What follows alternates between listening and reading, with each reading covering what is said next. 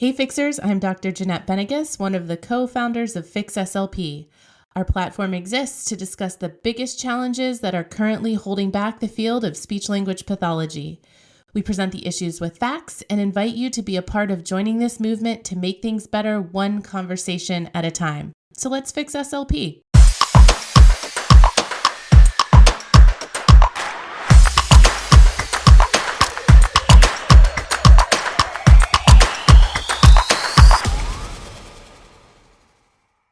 Hey everybody, welcome back. This is Jeanette, your host of Fix SLP. I've got a co-host today.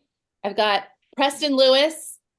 This was not planned. This was like a last minute add-on because the people love Preston and some of what we're going to talk about today he's interested in.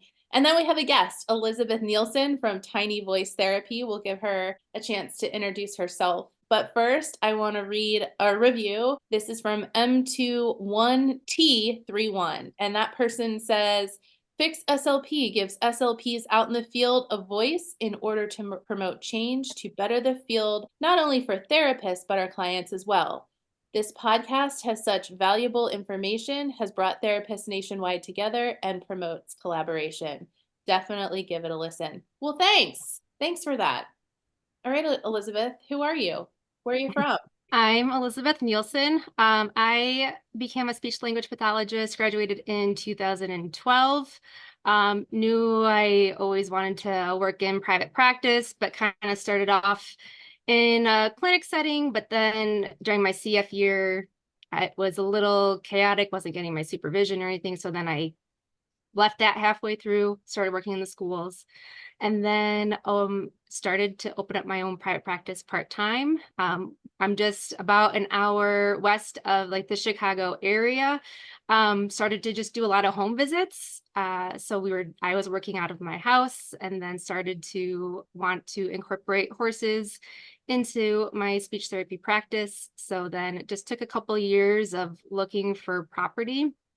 So finally back in 2019, found a farm, built a barn at the end of 2020, and now able to incorporate horses into my practice. Love what I do. Work with a lot of autistic individuals that are non-speaking and use communication devices, working with feeding as well, apraxia. So just kind of a variety of things right now. And so it's just been a ton of fun what we're Um, doing. you're my hero. I mean, maybe I do some of the things I do are scary to people, but you're like, oh, I just bought a property and I built a barn.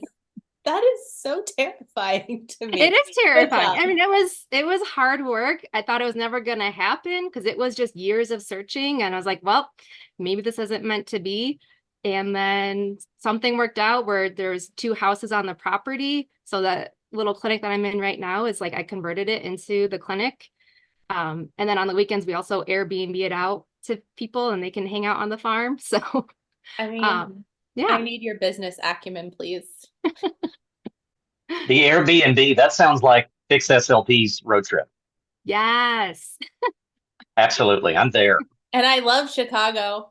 Yeah, and we're right there. I mean, we seem so far away from everything because we're in a town of like 400 people, but like we're so close to so much. And so I'm able to Now, serve I so don't, many people from just even an hour west from me. I'm getting people because the more west you go, the less services there are, the less resources there are. So I kind of cover a wide range of individuals from everywhere. Elizabeth, at the risk of, I don't want to violate HIPAA, but I know one of the horses' names is Eli. Can we find out the rest of the horses' names? Yeah, so we got Eli. Eli is actually blind in his right eye, so he's my special boy. And then we have Bob. Bob's a popular one. Especially because like my little ones, it's easy to say. So they're like, come on, Bob, and they'll yell at him. And so it's pretty cute to hear a little 3-year-old on the horse trying to direct this big thing. Then we have Tater. And then we have Piper. So those are the 4 horses that we have. But sometimes we're not on the horse. So sometimes we might be on for like 10 minutes. And so then we might go around the farm. We might feed all the other animals because, oh gosh, right now we have 12 pigs, 9 goats, chickens, ducks, turkeys, and then a bunch of barn cats. So we have a lot to talk about around the farm. Along with being a clinician, you've also done a lot of fundraising to make this happen. And I noticed that you've had some drives. Tell me a little bit about that. Because that this property didn't have a barn, I knew that was going to be like a huge expense on my end. And it's something that like I did this on my own, like didn't have the support of or didn't have the help of like my husband to help me with it. It's just like, this is my business. This is the expense. But just to help with some of those expenses, I know I've done a few fundraisers, Little Caesars, like the pizza making kits. I've done Cards for a Cause where you get like 30 cards. And so like just different fundraisers just to help with some of those expenses because of no reimbursement rates moving. Everything's kind of been stagnant. I've been in private practice for 10 years now and haven't seen any movements with the insurance. So just kind of helping with some of those additional expenses because it is a lot of expenses to incorporate the horses, but it's a passion of mine. And so I know I had to take that hit, but knew that it was totally worth it for my clients and the families too, not just the clients. So there are no additional reimbursements for your type of therapy, are there? No, because so hippotherapy is just a tool. So like just as if we were to use an exercise ball or a trampoline. So it's just speech. I'm billing for just speech therapy, but just utilizing the movement of horses is what hippotherapy. And that's where sometimes there's like a misconception too of like people thinking like, oh, you're a hippotherapist. And it's like, no. And that's where just the semantics of it gets a little confusing because it's not a standalone therapy. It's just a tool.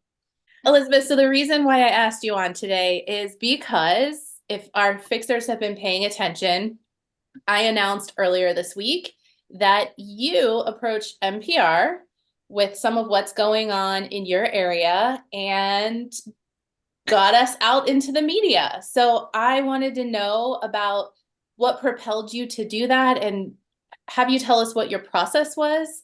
So if other people want to do that too, they kind of know what to do.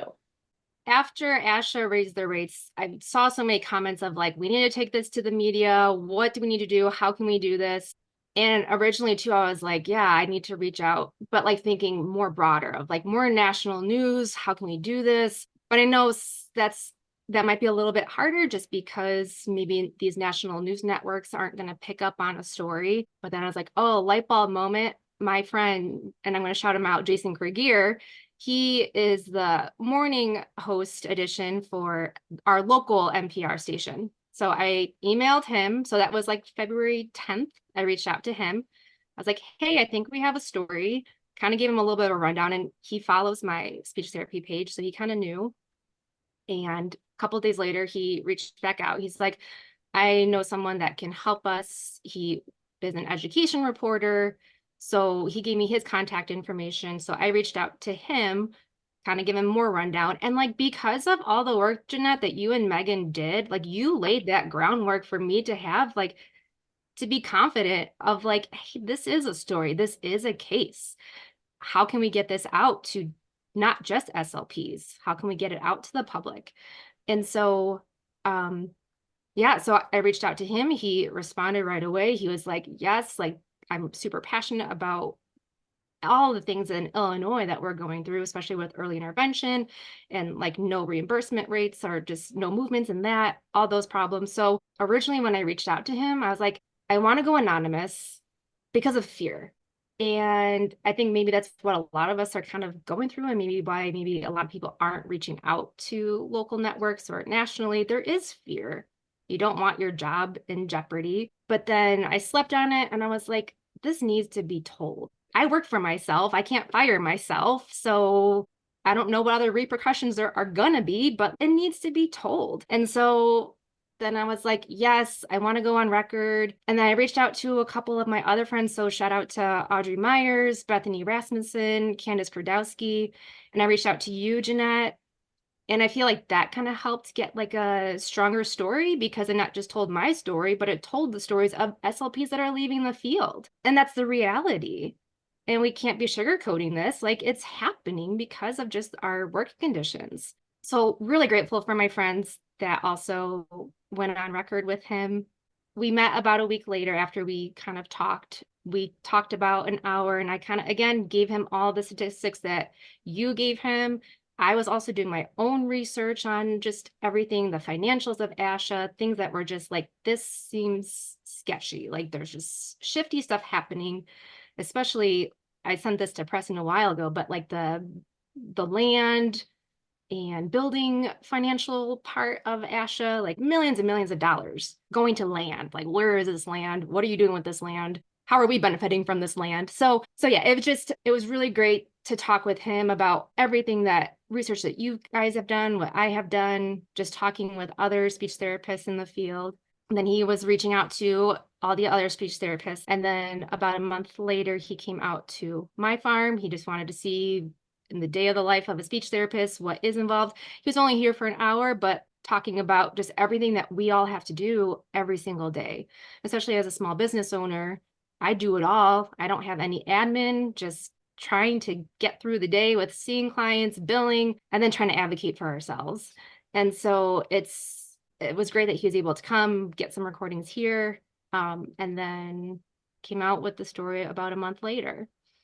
And so that was kind of the process that I took. And I'm really glad that I at least got a story started, because this is just a local story. This hits. So if anyone's familiar with Illinois, it's just like about an hour west and then an hour north of Chicago is like the listening coverage area. And he wanted to just talk to Illinois speech therapists. So like, yes, it's just focused on Illinois. Obviously, all the things that were happening in Illinois is happening nationally. So how can we get this out to a wider listening area? But at least we have a story that we can share to get that out to a wider listening area. It's such a good story, and I think it is a good first step, because not that it needs to be copied, but it's at least something other reporters could look to. And, maybe there's a healthcare spin, maybe there's a bigger education story, maybe it's pediatric or adult specific, who knows? Or maybe it's just SLP specific, but at least it's a start and kind of a model for what's going on, and people can expand from there. Yeah, because the general public don't even really know like what we do in our field, and they don't know the scope of everything that we do. And so at least this is a start, because it does cover private practice, nursing homes, and people that are leaving the field and how that can impact so many people. So I really like that it covered a wide range of things, but I think I would like for more of the ASHA part to be covered too. And I think that's where more of those questions should be addressed to ASHA. The elephant in the room. ASHA. Yeah. ASHA. Peter did a great job on that story, because one of the mistakes I made, now I will say right away, once you're in Jeanette's circle, she will contact you 15 different ways. And so I'm driving home from work. I get this quick text message. Hey, check out this story. I'm an old radio guy, so I listened to the audio in the story, which was great. But then later on, I thought, oh, there's a text version. So I want to encourage any of our listeners, if you listen to the story, great, but there's a lot more context once you read the actual story. And that gets into some of those responses. And that's an interesting thing. And I think Peter was very open with you as a reporter to share some of that insight about what ASHA's responses were. Yeah. Yeah, the audio is definitely different from the article. And again, this is just a local radio station. They could have easily done like an hour report on it, but obviously they have so many other stories, so they're just going to focus on 6 minutes or however long the audio part was. So I reached out to Peter then about a week ago, just asked him like, because I know he reached out to ASHA, and I was like, well, I wonder if there was more information that he was able to get from them. So he's like, yeah, I'll be happy to tell you about it. And I even asked him like if it was okay if we shared this on the podcast, because obviously this is information that he was talking with ASHA, and he was completely on board with me sharing all the information. So if you guys don't mind, I kind of laid out like a lot of questions that I had. And so I think he addressed a lot of those questions with ASHA.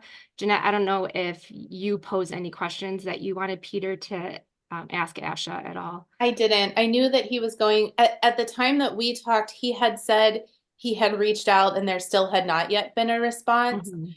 But I just stuck to first of all, I tried to stick to the facts that we had very specifically researched and had answers to and links. So he had a lot of questions for me and I answered those questions, and there wasn't really time for me to give opinions or give my own questions. So Gotcha. no, Okay. I didn't send any questions for Ashley. Okay. And I think some of the things too, then like he had questions too. So I think this is like kind of a combination of everything. So he mentioned how a lot of SLPs see the C as redundant because they're already licensed to. He's like you all literally don't know what you're paying for outside the digital sticker next to your name.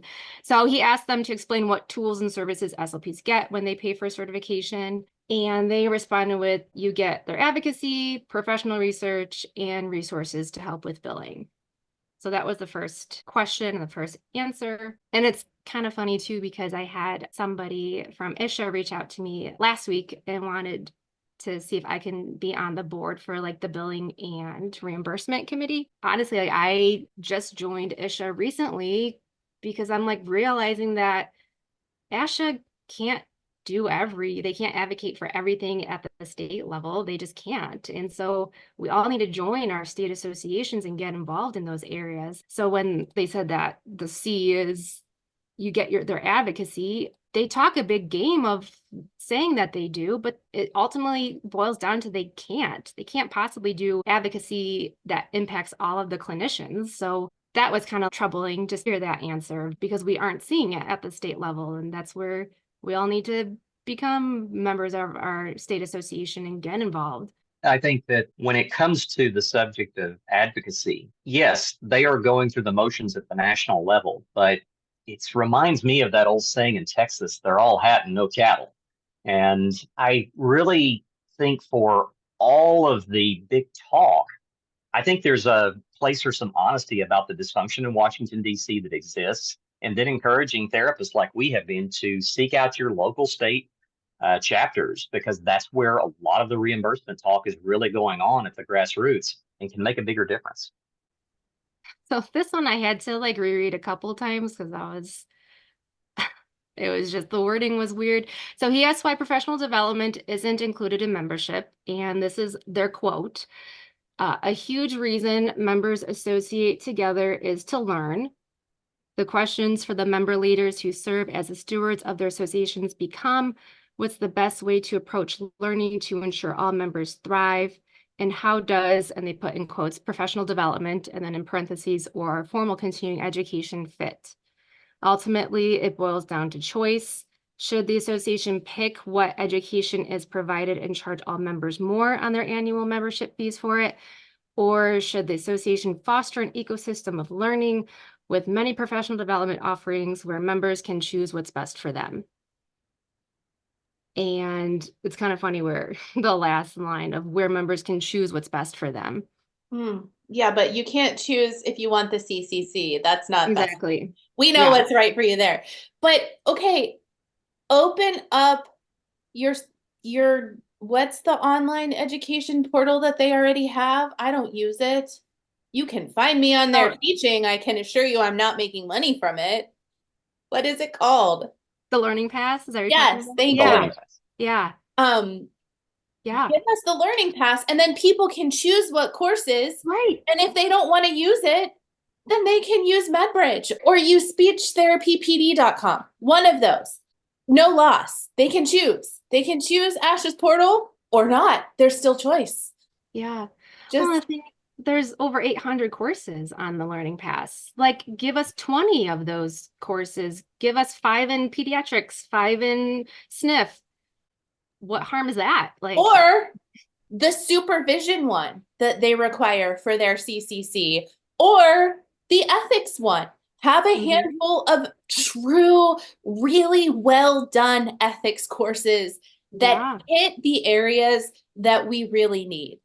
Not as a response to Fix SLP because we're coming down hard on you and then all of a sudden you have this free course, which it wasn't even the full amount of time that you need, correct? It was a half of a credit and you only had, it's like you can register it, but you only had the month of March to actually take it. And I don't know about you, but March was crazy for me. I registered for it, but I didn't have time to take it. Like, why can't you just offer that for the whole year then of access to it? And at a half a credit, no one else is going to find another half credit. It's going, Right. they're going to end up then having, and there's not a problem with having more ethics courses than you need. That's wonderful. But come on, Yeah. come on. Yeah. I can't. Yeah. That is the definition of breadcrumbing. Yep. I asked them about being so this is Peter talking. I asked them about being a member without certification and how it means they have to sign off that they won't be a practicing clinician if they choose that option. I asked if that's enforceable if the clinician already has a state license, and then they didn't really answer that question. So I'll hop in with that. Yeah. I have covered it over and over again on the platform, but we're always getting new listeners. And I think probably Peter had some misunderstanding here because it is very confusing. I'm shocked that Asha didn't clarify, but that option is for non-practicing SLPs. It's really reserved for people in academia who are researching with PhDs, who are part of the profession, but who are never going to see a patient or a client. But they can use the access to research. They can be a part of the club, but not have to pay more than they need because they don't need the CCC. It's 399 individuals are members without certification. And this brings us to that inflated practice that they have as well. And maybe that's why they didn't want to answer. First of all, the purchase of the CCC is a purchase price of a product. It isn't dues. And so then it's very inflated. It's really, I don't know. This Well, is and a whole Asha says conversation like, for oh, another day. But Asha will say like, oh, well, we're giving you a discount on membership when you have your C. right, And it's $26 and it's $84 for the membership without the C. right, So if people are wanting to save $141 and just be a member without the C, you can't. right. This is where I look at the inverse of the voluntary versus involuntary. Right. This is the inverse. And I guess for those 300 people, are they incompetent? I don't know. That I think that's where Elizabeth and I perhaps came to a nexus when we first got acquainted. Is that to me the very terminology of certificate of clinical competence, it has a demeaning aspect. I don't know. Does anybody else feel that way? Yeah, because, I supervise grad students. So if I decide to not have my C, I can't supervise a grad student that doesn't have it. But does that make me a less competent clinician because I don't have the C? Right. Like, and then you're reducing that pool of grad students that can access supervisors if many are dropping that. And they're already having a hard time trying to find placements. They're Yeah. struggling. Yeah. And like Impressive. I provide like a unique experience too, like using the horses. And I'm only 25 minutes from the university that I work with and have a very close relationship with them. And yeah, like, does that make me less competent? And I say no. Like, Yeah. I do all the work that I need to for my state license. Preston, to answer your question, are these members without certification less competent? No, because most of them have PhDs. So in Asha's eyes, they are the most competent because Yeah. they have joined the academy and done the work to prove their competency and ongoing competency with publications. Yeah. Kind of reminds me of that old line from Animal Farm. All animals are equal, but some are more equal than others. Yep. Yep. Absolutely. And Yeah. There's listen, my Orwellian contribution. we get some critical feedback. It's fine. I have a PhD. I've joined the academy. I've put out research. So I'm not saying that those things are bad. They're highly needed. And they are the foundation of our evidence-based practice. It's very important for these folks and my colleagues to be doing that work. The problem becomes, again, topics for another day, when they're viewed as more competent in academia. They don't really have the most up-to-date information on all the things they're teaching. And, we can deal with those issues in SLP later. That doesn't have anything to do with the CCC, but we all know there's problems there too. So that's not to diminish the work of our folks who are members without certification, because they are doing very important work. But there's only 399 of them. Yeah. Because at the end of the day, a lot of, unless you're at these big R1 institutions, a lot of professors are also supervising in the clinic. So they have to have their CCC. Right. Peter was really hopeful that ASHA was going to take some accountability on this Yeah. voluntary question, wasn't he? Yeah. Well, and he was really disappointed too, because when he first reached out to them, and they said, well, everyone that would talk with you, or they're either traveling or at a conference. And he's like, I don't buy that. That's Like, baloney. for how long? For months? Like, And they all work from home. yeah. When you sit in these town halls that they have, or you meet with them one-on-one, they all have ASHA sponsored backgrounds, or they're in their offices at home. No one works in that office that we pay millions of dollars $37 million. Nobody's there. So it's not Right. like, oh, they left the office, they can't answer. They can't answer an email. You know, they're all hot spotting. They've got a hotel. Come on. That's complete baloney. Well, yeah. And they were like, well, send us an email, we'll answer the questions. But then it's like, then they have time to formulate an answer without being put on the spot with some of this stuff. This like very calculated, almost like a riddle with some of these answers. It's like, You how get the right, chat GPT answer. right. Like, I feel like I'm in an escape room and I'm trying to figure out how to get out of here with this answer that you're giving me. So yeah, so he was a little disappointed that he was never able to like talk to them about a lot of this stuff. He asked why they turned off Facebook reviews, and they said it was because of, quote, misinformation and inaccuracies, but then they didn't explain what that meant, which they've kind of touched base on their Facebook posts about why they took it down. I was lucky enough to actually record all of those reviews because I was just sick that day. So I was scrolling through and I just hit record on my phone.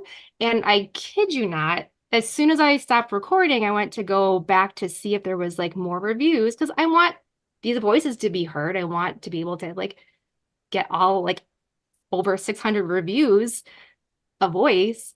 I kid you not, as soon as I stopped, I checked and then the reviews were gone.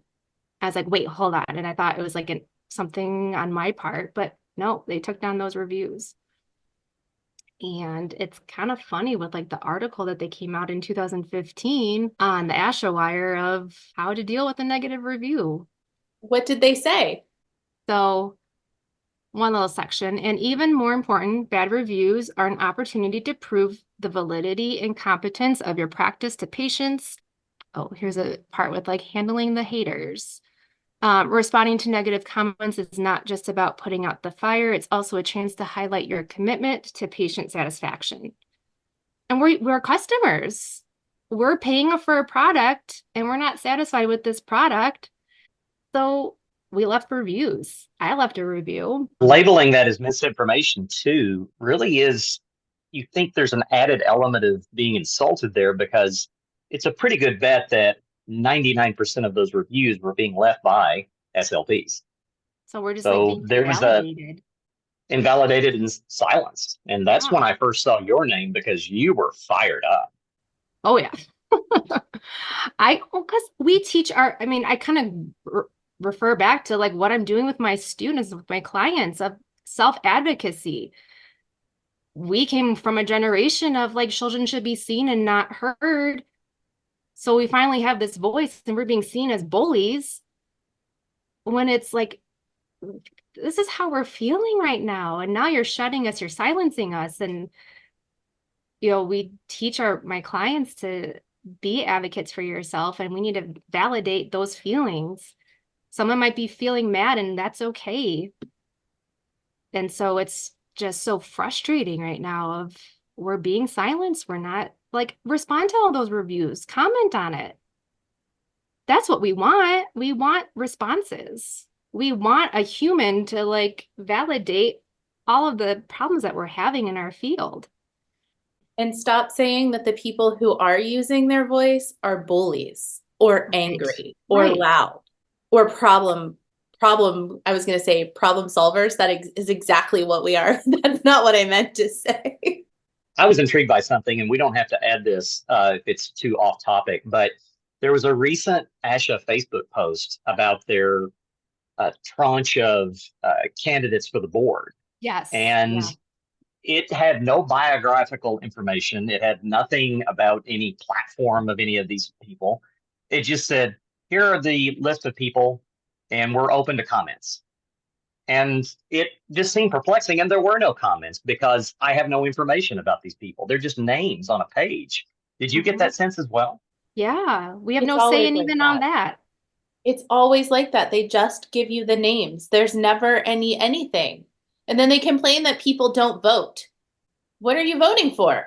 We're only voting for what, one of, is it 14 members? So it's a at-large seat of just a less than 10% of the board. Yeah, That's we the really don't voice that we it. have. It just seems so arcane. I almost wonder, I've not seen this LEED certified building in Maryland, but when they make their decision, does there like, some sort of color of smoke come out of the top of the building like we're picking a pope? That would be amazing. Oh my gosh.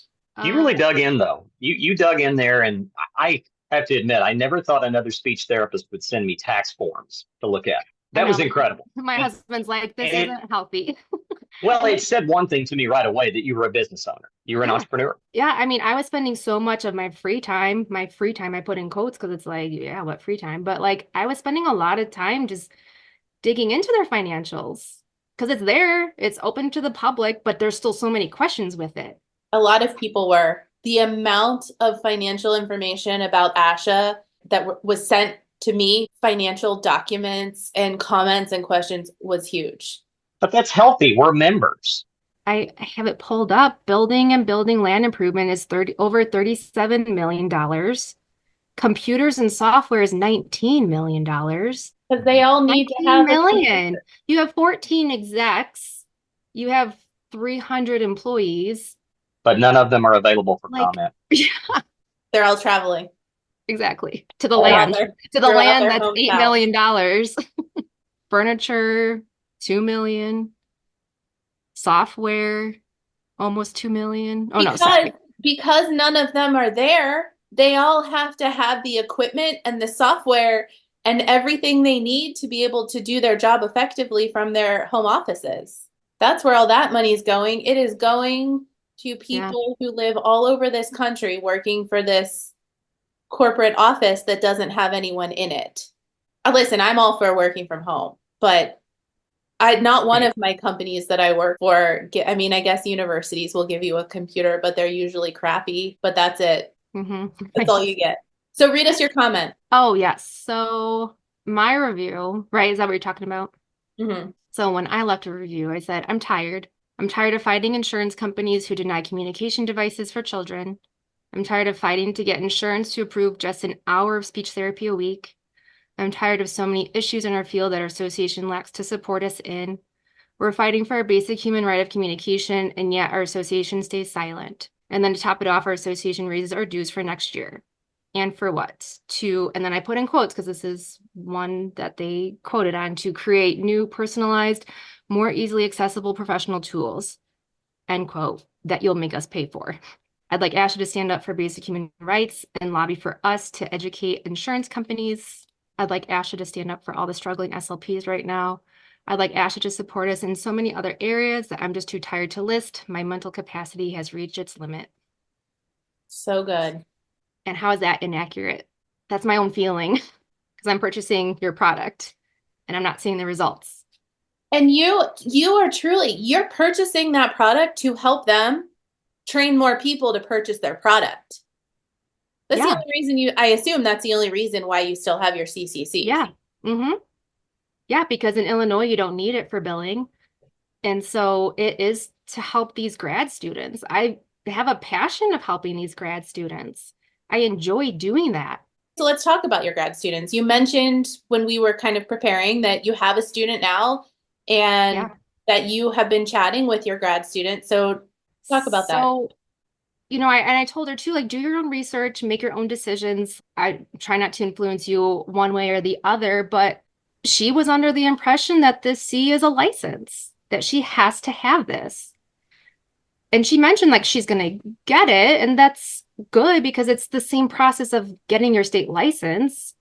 So yeah, just get it. But her and her cohort, they're just concerned because they're scared. She said like fear of the unknown, even confidence coming out of grad school. We know a little bit about many areas. So it can be challenging to feel confident in your first SLP job. And now just the added uncertainty about information about the C. And then how will having or not having it be perceived as competent from your employers, and how it can affect salary, and just nervous to speak up about what's right. Everyone's nervous. And I was too. And I'm like, I'm just tired. In my review, I'm tired. I don't care at this point what people or what anyone thinks. Like, I'm just going to advocate for what's right. And I think that's, again, you've laid the groundwork for all of that because, hey, this is the information. This is all on their website. We can find all this information. This isn't any hidden agenda that we have. We want answers from the association. So there's just a lot of fear for grad students. Yeah. I think the best thing probably for them to do right now, if anyone's listening who has students with questions, a couple weeks ago, I did the CCC Dilemma episode, which is specifically for students in CFs. And surprisingly, everybody sit down and brace yourself. I actually said they probably should get the CCC at least once, go through the process, get it, because we are not in an environment where it's, quote, safe to not have it at least once, because not having it puts you in a pathway really to never have it. ASHA does not have an avenue for you, especially if you've been supervised with someone without the CCC. ASHA does not have a pathway for you to go back and get that supervision, whereas they have that for audiologists. And I assume at some point that will have to be something that we take on as a community, but that's not our thing right now. It's one, step by step, again, long game. So for now, a student, a CF, should probably purchase the CCC. And I talk through that and I say you have the freedom even to wait a few years. You don't have to buy it right away. So give that a listen. The only thing I will say that I didn't know when I recorded it, and thank you to the CF who reached out to me and told me this, makes me furious. These students are fed this thing where if you join NISLA for 2 years, you can get a conversion discount. Only if you are purchasing the CCC and membership. So you can't choose the non-member option, the $199 option or whatever. I don't know what the new price is.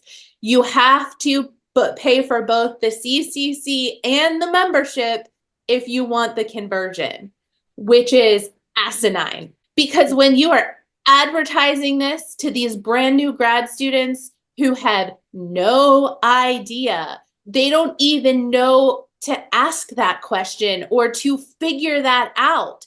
They just think at that point, this is something they have to have. And I hear it's so expensive. Insane to me. Insane. That also these NISLA memberships are expensive. What are they getting for that?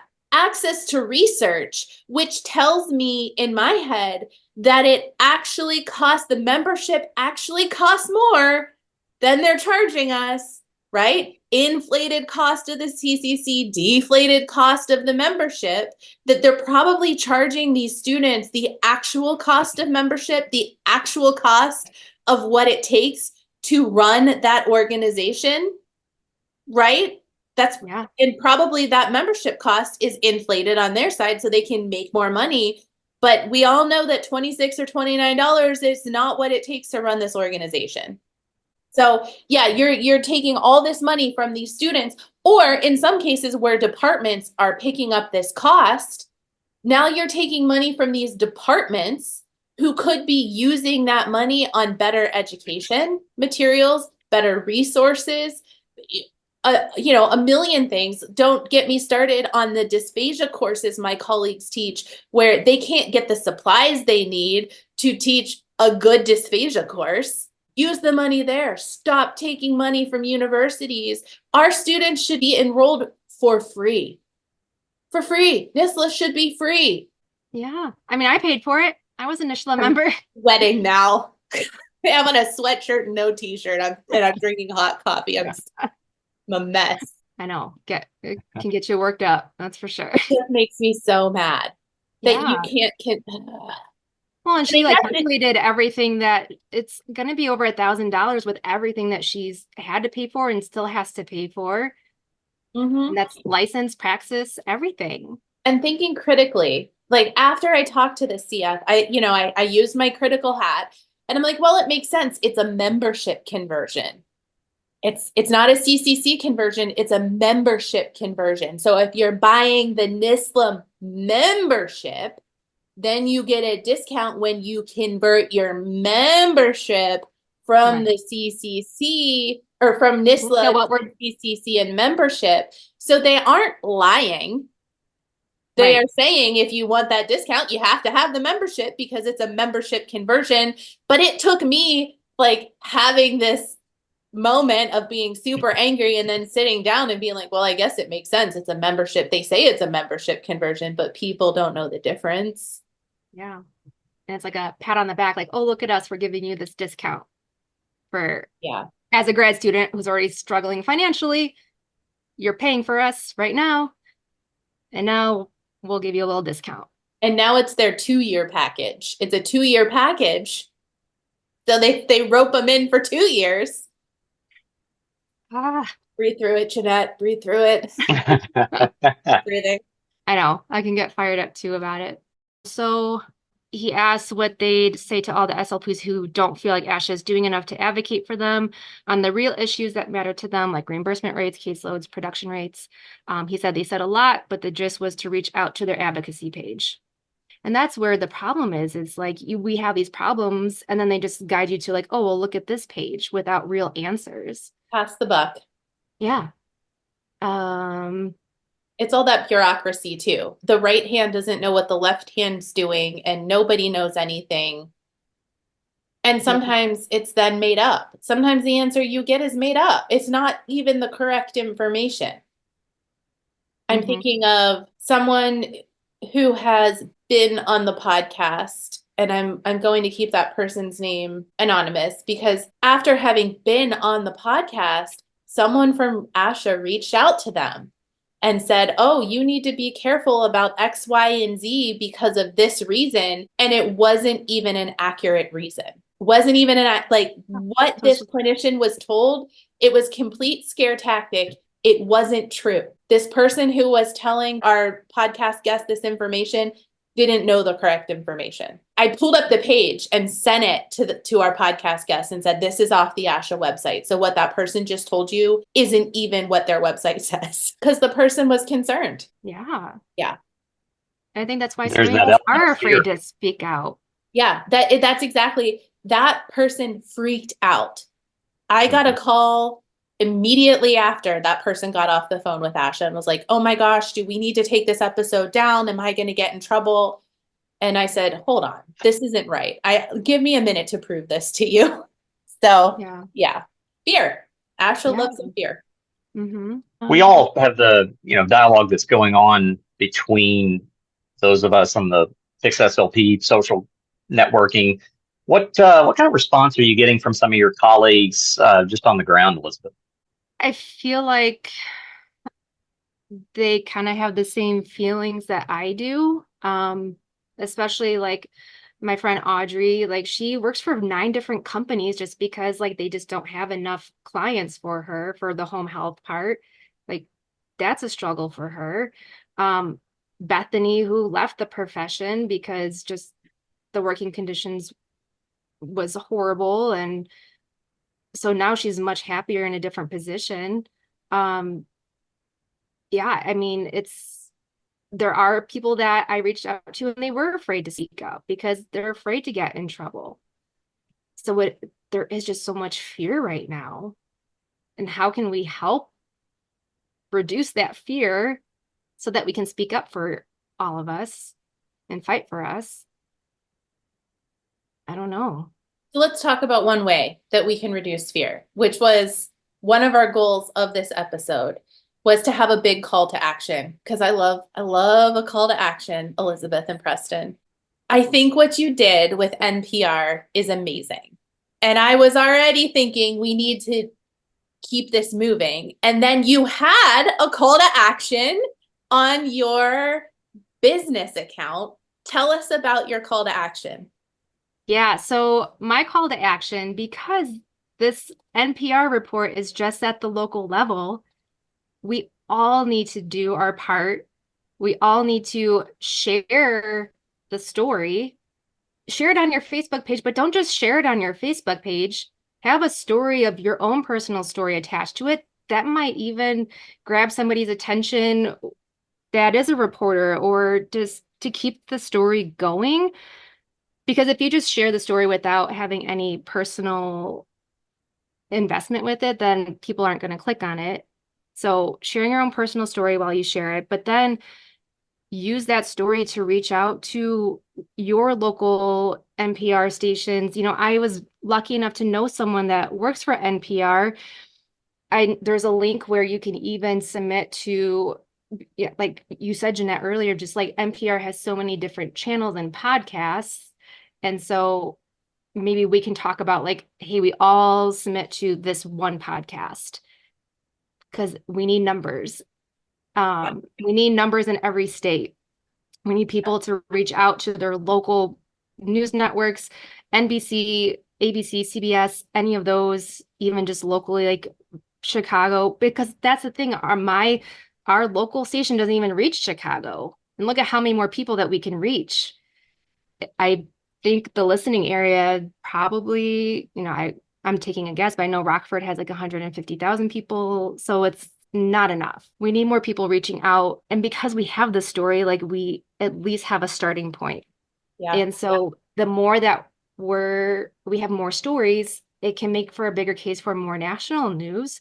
And then once Ash is getting hold of like, oh, we're being contacted by all these local networks, we want answers. And maybe that will push them to give us accountability. Can we manifest Beyond just ASHA, I mean, we have a story to tell as speech therapists. Yes. Yeah. And that's a positive thing. That's self-advocacy. Yeah. Can we manifest sitting on the Today Show? Yes. A trip to New York City, perhaps? Let's do it. So what we're going to do, Elizabeth, is we are going to get some resources, and I can't promise that this will be done by the time this episode airs. So you can check fixslp.com if you're hearing this. It may or may not be there, but we will have some resources on the step-by-step process that Elizabeth took to reach out to her NPR station. We'll put that together for you to follow the same general process. Elizabeth, you were working on a template, correct? Yeah, I was going to work on like a letter. Yep. Of basically sharing the story and other information just to grab somebody's attention. Yep, we will have a link to that. We'll put that on our website as well. So you have sort of a cut and paste thing to start with. And so what's our call to action going to be, Elizabeth? Every NPR station in the US gets contacted at least once. I mean, I that like would be to go fabulous. big. We said sustaining partners give us 5,000. Do NPR stations, every single one, twice. Like Right. Today's Show.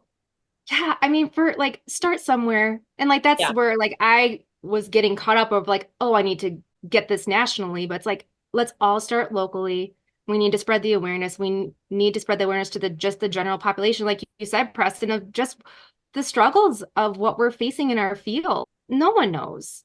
And so let's get that word out. And I think it'll just be a snowball effect because it's going to grab attention from someone that is higher up in some news capacity to take the story, because it is a story. And it helps tell the story. If I'm going to contact a state senator or a state representative, it helps to have those stories that are written for the general public to say, here's what we're dealing with.